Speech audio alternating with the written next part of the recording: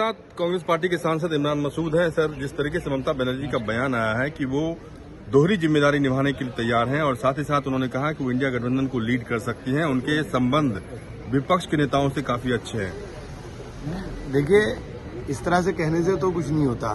ममता जी बड़ी नेता है, उनको सोच समझ के बोलना चाहिए।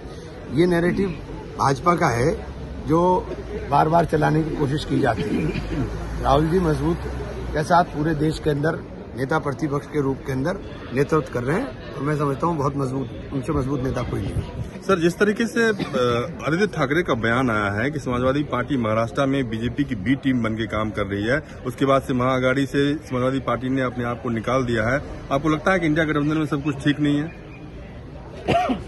देश में ठीक है सब कुछ। क्या देश में अडानी के ऊपर बात ही नहीं होती है? सब अडानी के उसका ही प्रताप है ये, और कुछ नहीं है। सब चारों तरफ जो हो रहा है। ओके, धन्यवाद। हमसे बातचीत कर। अमन कुमार, दिल्ली न्यूज़ 24।